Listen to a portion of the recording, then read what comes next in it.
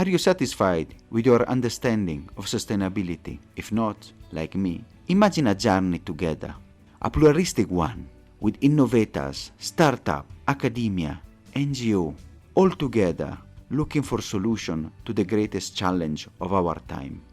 I'm Samuele Tini, and this is the Sustainability Journey. And welcome to another episode. And today we are going to discuss an important sector, water, and especially in the context of the urbanization. And we are doing it with an expert on water research, who has been a leading university, and today it has two important charges. He's the water expert in the natural science sector of the UNESCO Regional Office for Eastern Africa, and he's also the senior research advisor for the UNESCO Chair for Climate Change, Resilience and Sustainability. So I'm very welcome to introduce Dr. Christian Berretta.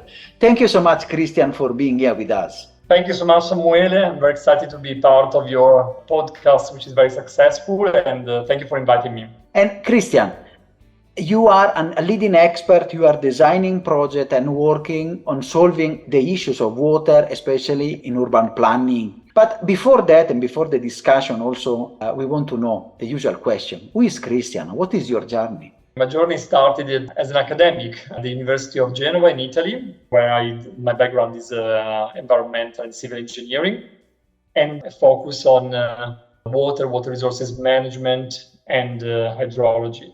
I started my work at the university looking very much into stormwater management and looking very much into the quality of stormwater. At the time, it was really an issue of discharging stormwater, which is polluted, into water bodies, and it was really a matter of the impact of these stormwater runoff from urban or industrial areas into water bodies.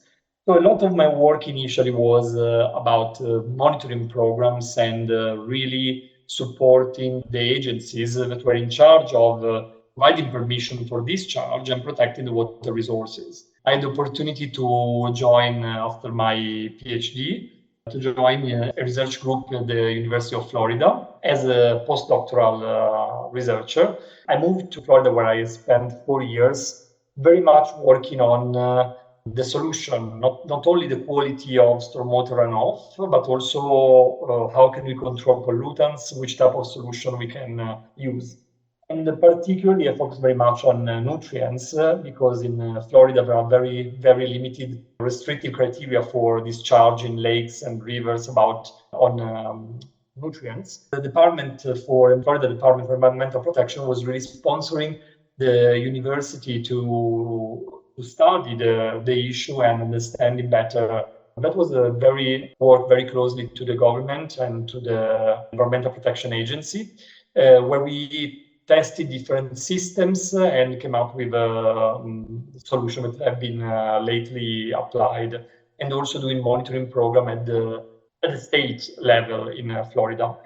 I moved from there after to UK, where I spent 10 years of my research career at the University of Sheffield and finally the University of Leeds, where I got my lectureship. And my work there focused very much on nature-based solutions or green infrastructure to manage stormwater from the quantity point of view, so to control flooding, but also from the quality point of view, setting up different experiments. And I've always worked in experimental type of work, collecting data, and I found it very, very valuable, very exciting. Since then, from family reason, I moved to the south of the world. I found myself in the last 2 years in Nairobi, Kenya. I joined Strathmore University as a research advisor for the UNESCO Chair on Climate Change, Resilience and Sustainability. Was awarded to a Professor Da Silva, who is the Deputy Vice Chancellor for Research and Innovation of the university, and who asked me to join the team to advise the research strategy for this 4 years program. And since then, I joined UNESCO and the natural science sector, particularly the water science team. And the UNESCO in Nairobi is the regional office for Eastern Africa.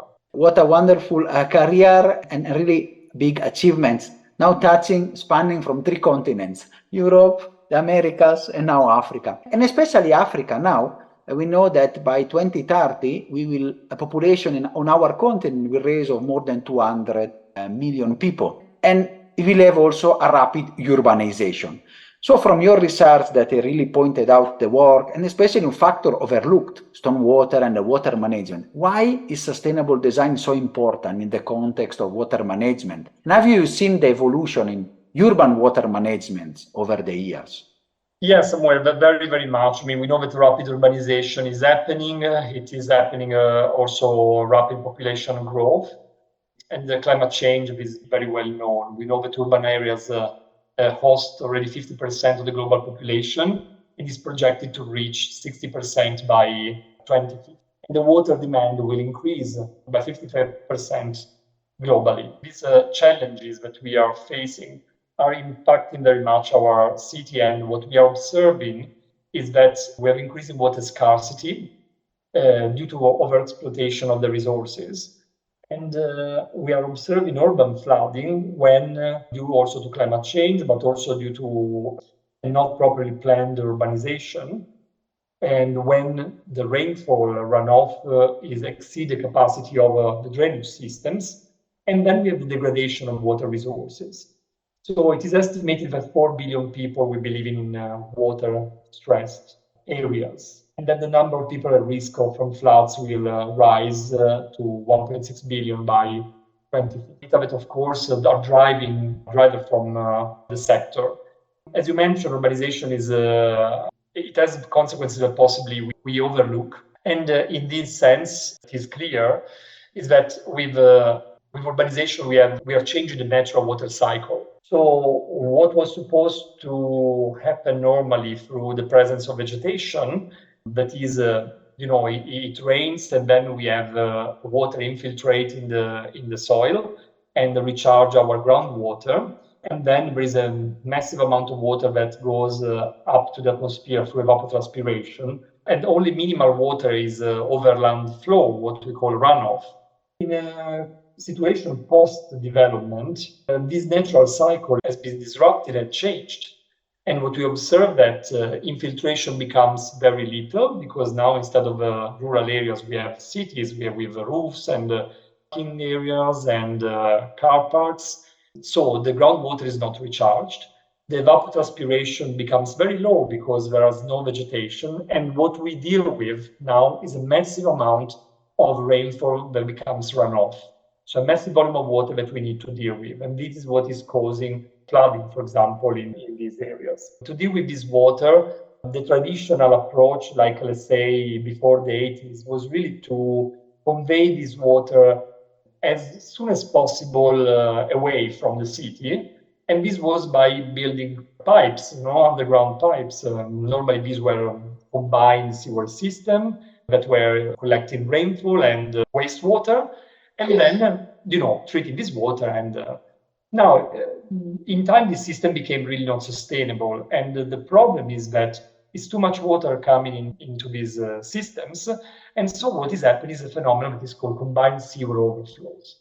So when the water flow in our drainage system exceed the capacity of the treatment system, all the water that exceeds this capacity is discharged untreated to water bodies. And this is really creating a massive issue of pollution. While this has been understood in time, and it's still a major issue now, but has been understood, we went from a traditional approach to a conservative approach by building a lot of storage tanks, what they call the stormwater tanks. And actually 20 years ago, with my PhD, that's exactly was the focus of my work, to design these storage tanks, these stormwater tanks, that were capturing part of the rainfall and then releasing it. But also this approach is becoming not sustainable due to climate change, and also because it doesn't really influence the quality. It just store temporarily water. And also is use a lot of cement, or concrete, and so is not a sustainable solution. It's disruptive to infrastructure. So we came there to the new phase of drainage, which is the sustainable approach, which is really to manage stormwater at the source and considering surface runoff as a resource, like rainfall runoff as a resource, and not anymore like a and only something that needs to be conveyed. But also the main driver here is the protection of water resources and enhance flood resilience and to promote ecosystem services. So bringing back nature and vegetation to cities, for example, basically develop all the concept of nature-based solutions or what is called water-sensitive urban design, which is a concept that I really like. One of the definitions is really land planning and engineering design approach, which integrates the urban water cycle, which includes stormwater, groundwater, wastewater management, and water supply into the urban design to minimize environmental degradation, improve aesthetic and recreational appeal. So this is a concept that propose a solution that mimic the natural process of infiltration, evapotranspiration. And in part of the world, these are called sustainable drainage system or nature-based solutions.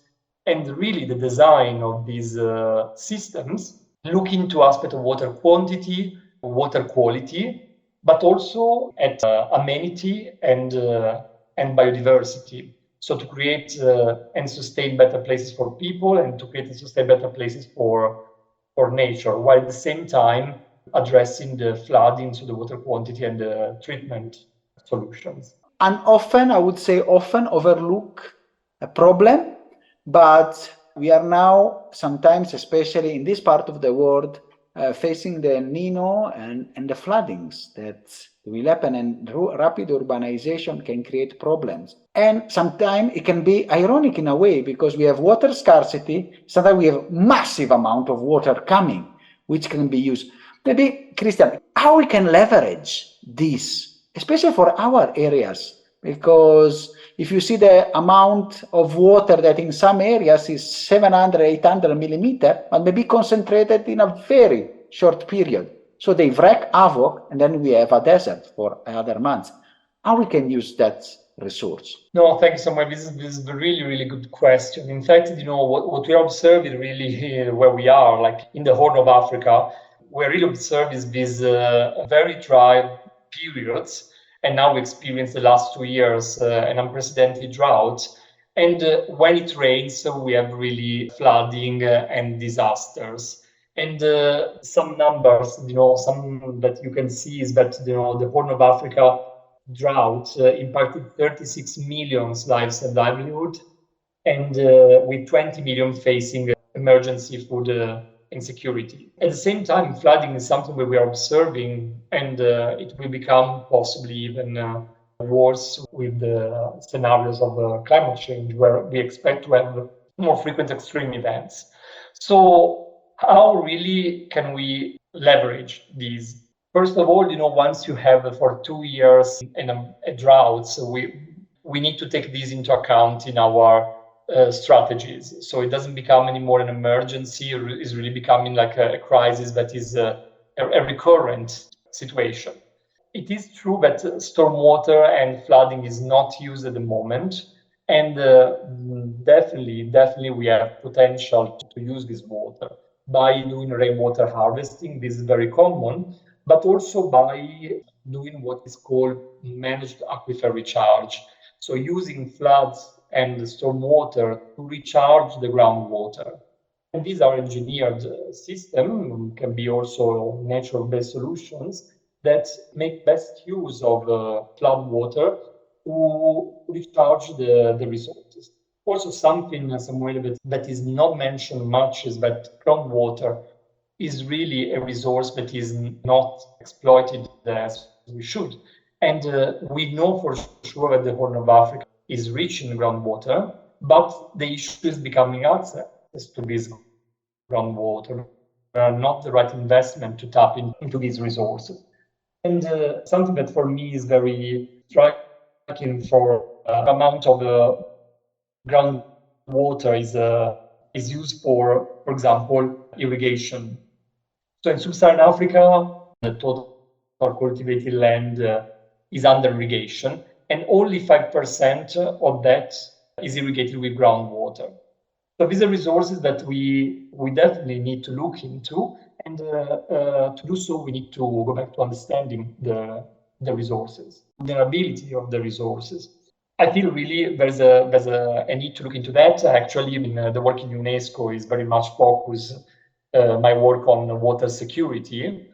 And by water security, we don't mean only the sufficient water of good quality, but also to mitigate the impacts of water-related hazards such floods and droughts, and to ensure protection against waterborne pollution. This is like a definition that was adopted by the UN Water Conference in New York in last March this year.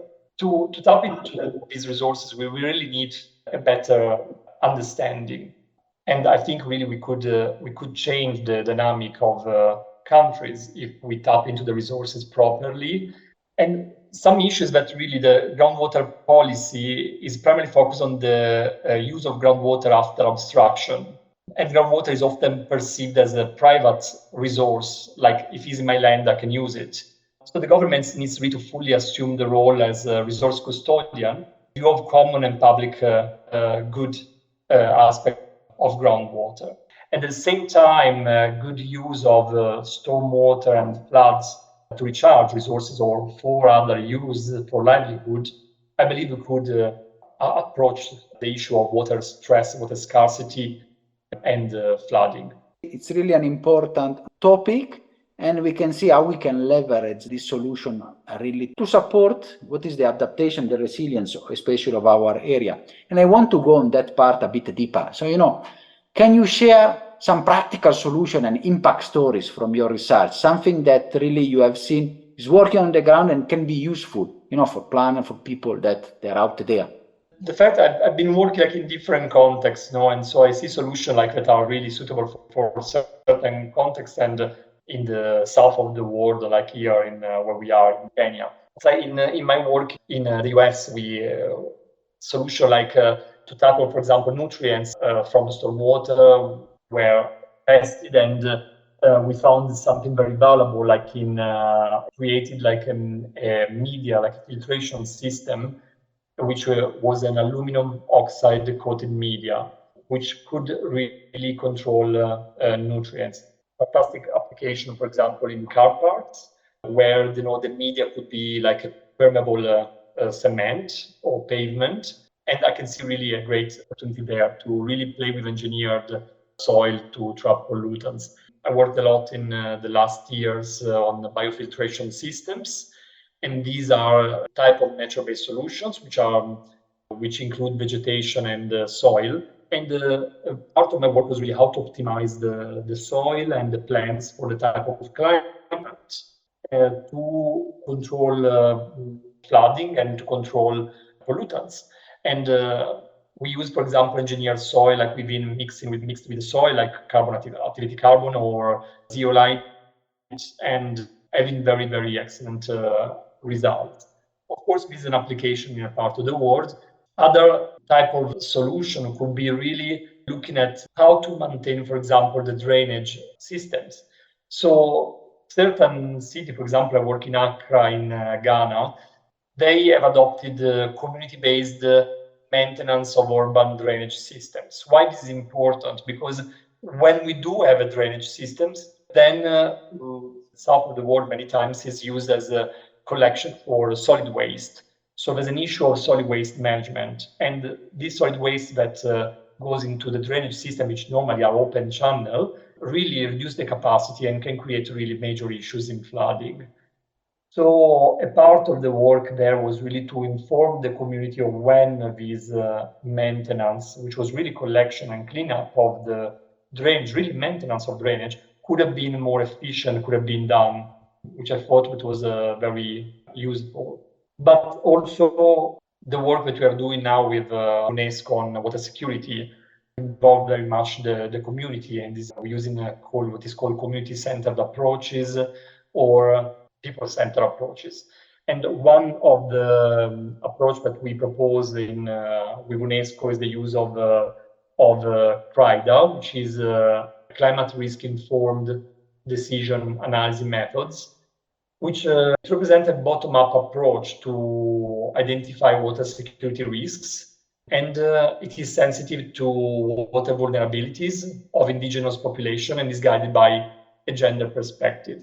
And I really like this method because with the knowledge that we have now, we can produce possibly scenarios of, for example, taking into account climate change and different climate adaptation solutions. But then once these scenarios and these options are there, we use a bottom-up approach involving the community in the decision process of which of these solutions could work better for the community and really work to identify the best one.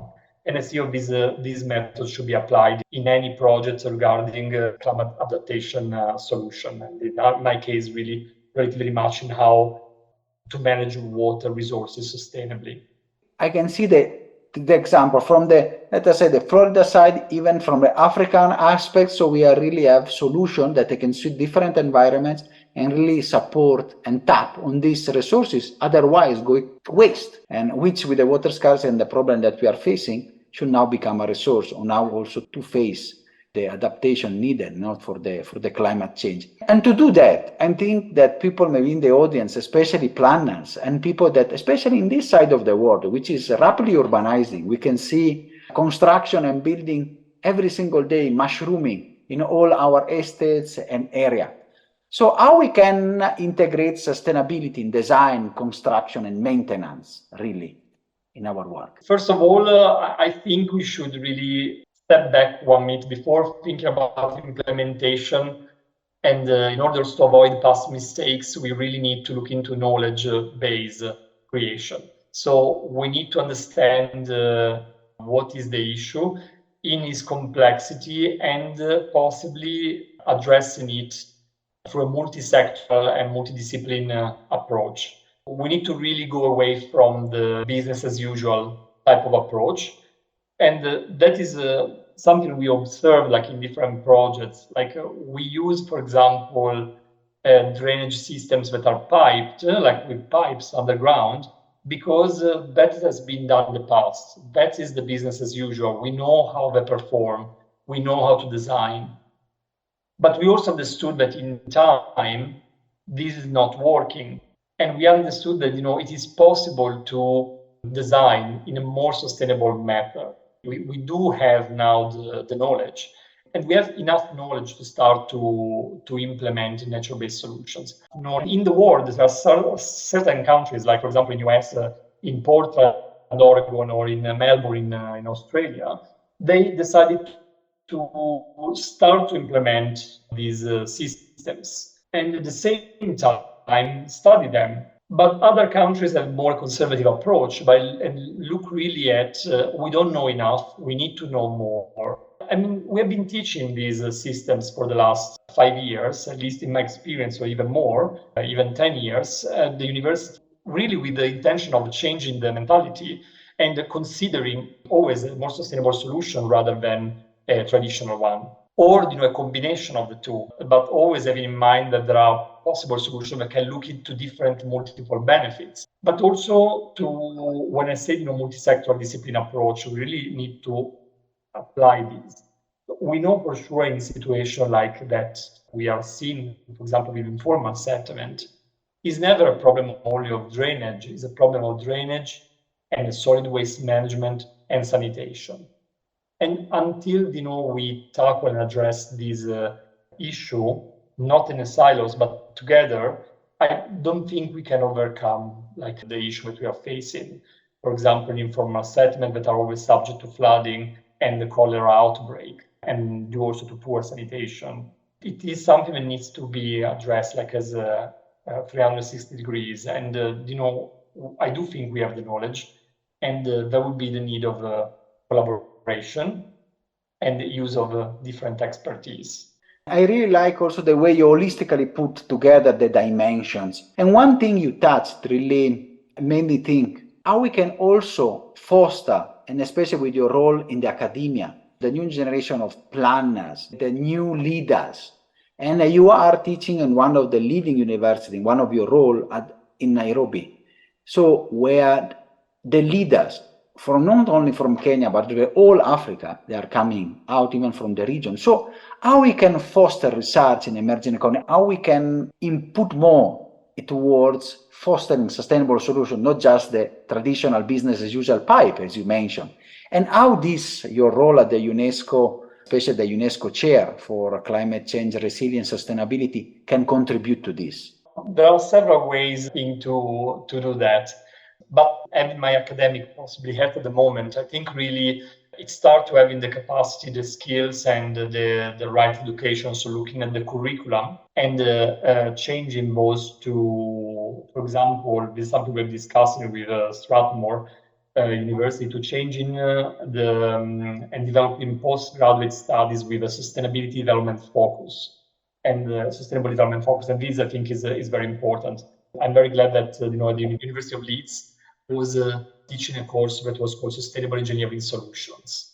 I really liked that the course that I was leading, where I involved in the spirit of the course, involved different instructor with different expertise. Because of course, when you talk about sustainability, there are different aspects, and we have the aspect of solid waste, of air pollution, of water, of transport, of urbanization, and how to apply all these in developing country context. So I think we need to start really from developing the right curriculum and the skills and capacity building. That is the beginning of changing the mentality. But also we need to work together with government in supporting the idea that every decision needs to be science-driven and data-driven. So in any investment or strategy related to water resources management, for example, we need to have a strong understanding of the water resources. Otherwise, we cannot implement. That is really something that it needs to be promoted, like a science-driven approach. Something that also at UNESCO we are trying to promote at the moment is a catchment type of approach.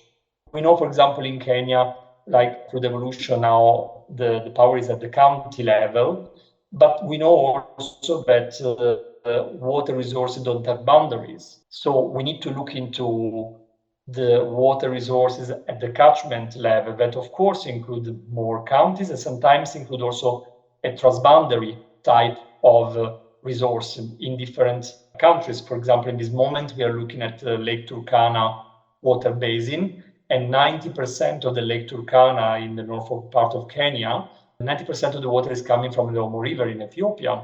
So we are really dependent when we talk about resources in one to each other. And I think in that sense, there will be more need of collaboration in managing this resource, but also going to another level in sharing information and data. And we have the tendency in this part of the world to, and I've been here now for some time, to hear that, this NGO or this donor worked on this area of the country, so the data have been collected.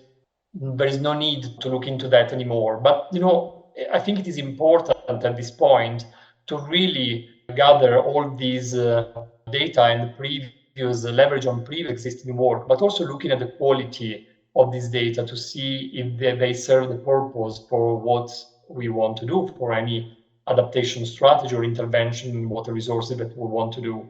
And at UNESCO, since for the last months of my work, we've been trying to create a database that is open access. And looking also at the quality of the data but also with the intention to support more collaboration among donors and with the government and different NGOs and consultant firms that have been working in the country to really create a collaborative environment where the information and the data are key to identify the gaps and develop any further monitoring or any further data collection, etc. In that sense, we're really promoting this. Even the work done at the University of Leeds, I did work through a PhD project on flooding risk in Nairobi, and that was using global data sets that have been corrected. And at UNESCO also, we are promoting the use of remote sensing in, for example, water quality. In the last project that we are looking at, we are proposing to use this UNESCO World Water Quality Portal, which use Earth observation, so satellite observation, to look at the the level of lake or the extension, but also at very important water quality parameters. And that could really help in setting up monitoring program with a different type of investment, but also at really closing the issue of data scarcity. And another point, I think, to foster research and is looking really at funding. So more funding should go into research and the creation of a knowledge base. In this sense, a more joint program and more coordination with donors. UNESCO is part of the Water and Sanitation Development Partner Group, and this is really a coordination body among the development partners in the sector. But also by working with Strathmore University, which is very focused on energy, and I would like to possibly talk about the possibility of leveraging multi-sector funding. So for example, energy and water.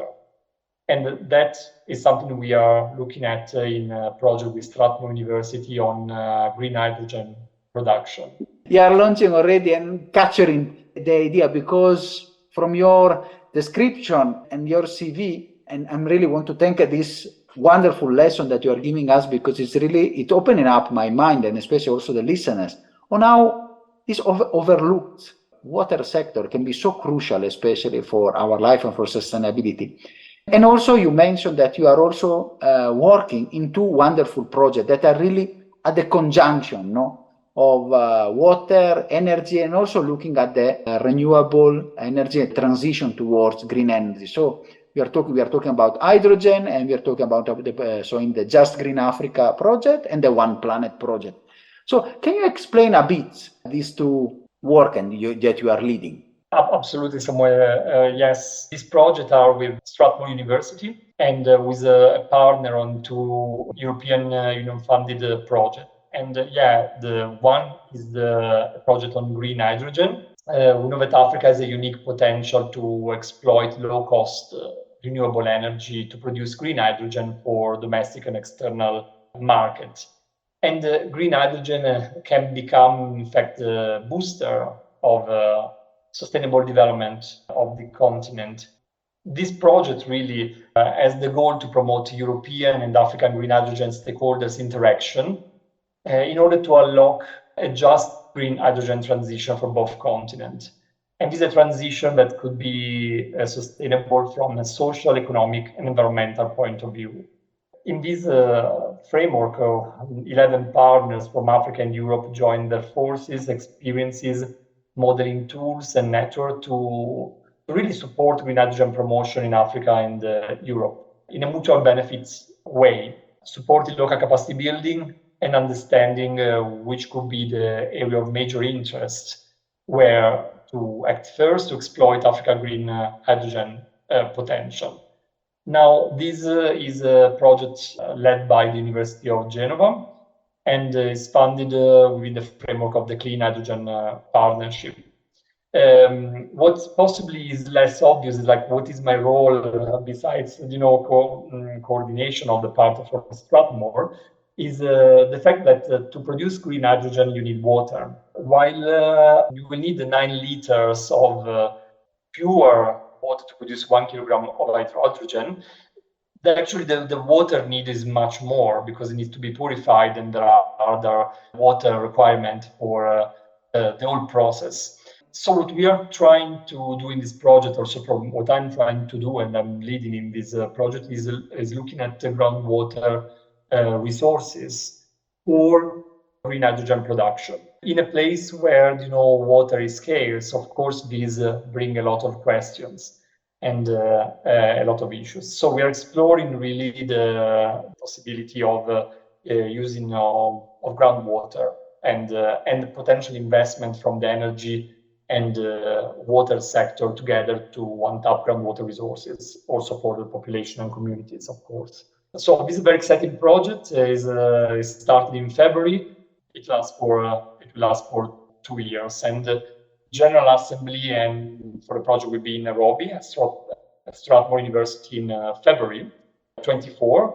And this will be a very, very exciting time in which we can really bring all the stakeholders together.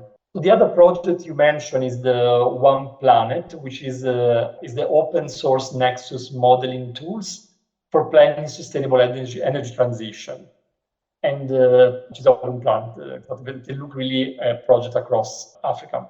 The project started in November. It aimed at empowering Africa policymakers, research and academia, investors and citizens with the necessary tool and know-how to increase clean energy generation and sustainable use of resources, while at the same time reducing inequalities and cultural socioeconomic gaps. This One Planet project will undertake a participatory approach in 3 African case studies, and these case studies are really river basin. One is the Songwe in Malawi, Tanzania, the Nkomati-Lesotho area in South Africa, and the Niger in Nigeria. And the idea is really to co-design and test a toolkit built upon existing WEF Nexus model, so water, energy, food Nexus model and methodologies, that will allow to simulate different scenarios and optimizing existing resources with the most appropriate policy, considering social, climate, economic, and biophysical constraint. This project is led by RINA Consulting, and brings together 11 multidisciplinary partners from 9 different countries in Europe and Africa. And we managed again to have the General Assembly here in Strathmore University that will happen in November, actually next month. So very excited about this opportunity. This project started in November 22 and is a bit longer, it's like 3 years project. And Christian, this is something that can really show how an often overlooked resource, the groundwater, and how to put, leverage stormwater and flooding to recharge it, can help us unlock the transition towards the green energy and the world. So it's really the interconnection and how we can really tap on the multidisciplinary approach to solve the solution. This is actually about what we are doing in this project, trying to bring different experts which can bring solution and real solution to the problem that we are having. And I know it has been a very dense episode. I've learned so much, and especially in areas where I was not an expert, and now I can say I know the 101 at least to understand, and some tips about to our audience that we want to ask you, what message you want to leave to our audience, that especially working in this field, water, sustainability, energy, the transition. What is your message for us? I do think that, water resources management and water security in this moment is really a very exciting sector to work. And it has been perceived even more and more as an emerging focus due to climate change, but also flood disaster, water scarcity, the link with food security. In the next COP 28 will focus also on water. And we're coming from a year where there was an unprecedented UN water conference in New York. It's a very exciting moment to work in water and seeing what are the potential in the future for addressing really water security. I think the main message is really to understand what is the issue and really going back to data-driven strategy and knowledge. So boosting research and involving academia and government and private sector and the community in really addressing this issue.